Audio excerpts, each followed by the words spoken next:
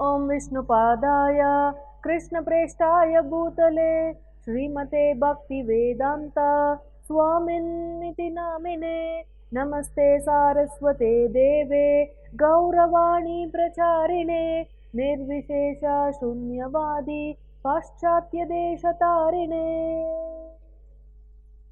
Hare Krishna everyone. So in this episode let us discuss shloka number 33 from chapter 4 Jnana Yoga from Srimad Bhagavad Gita. Shreyan dravyamayadyajna jnana yajna parantapa sarvam karma kilam partha jnane parisamapyate. O chastiser of the enemy, the sacrifice of knowledge is greater than the sacrifice of material possessions. O son of Pruta, after all, the sacrifice of work culminates in transcendental knowledge. So, after describing a variety of sacrifices in the previous few shlokas, herein Krishna is revealing to Arjuna what is the best type of sacrifice. He is saying, Shreyan dravyamaya yajna jnana yajna parantapa. O parantapa, O chastiser of the enemies, it is jnana yajna, the sacrifice of knowledge, that's the best. He is specifically saying it's even better than the sacrifice of one's material possessions.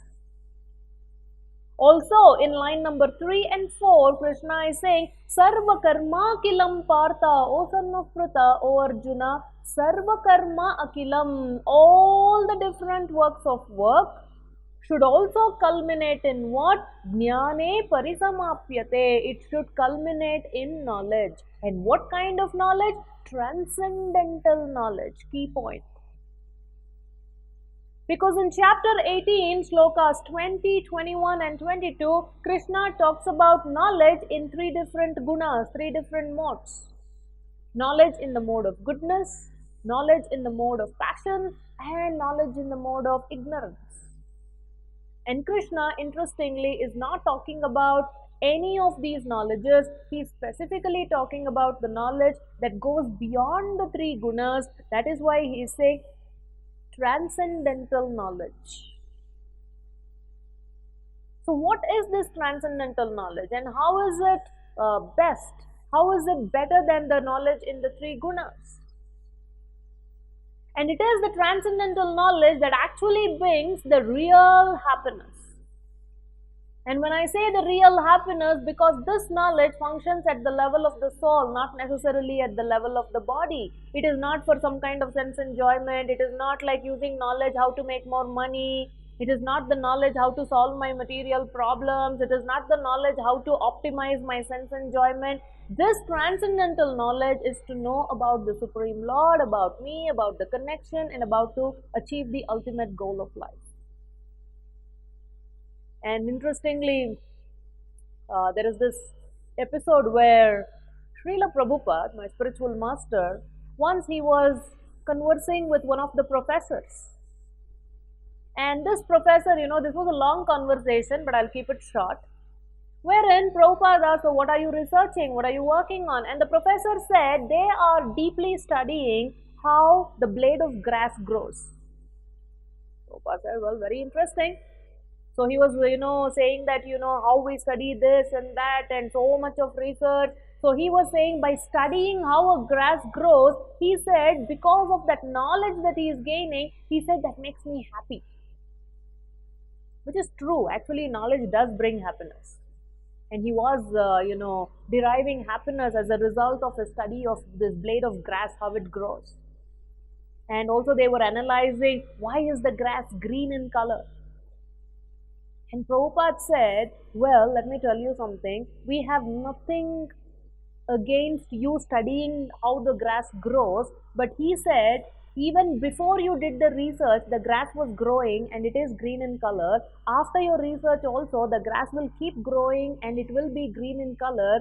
So as a result of your research, my point is, you should understand what is the source of the grass. You're only studying why the grass is growing, how is it green in color, but Where from this blade of grass is coming? What is the origin of this? What is the source of this? What is the root of this?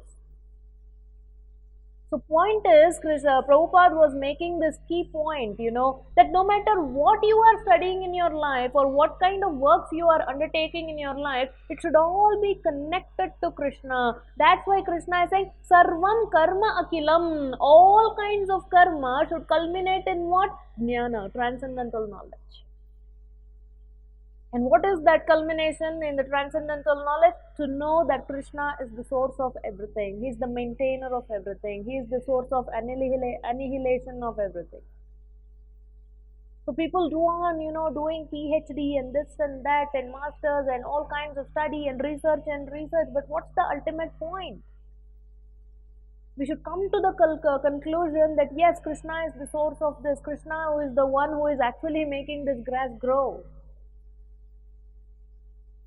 So, even in transcendental knowledge, let me tell you, some people are at the Brahman level of realization. That's not the ultimate.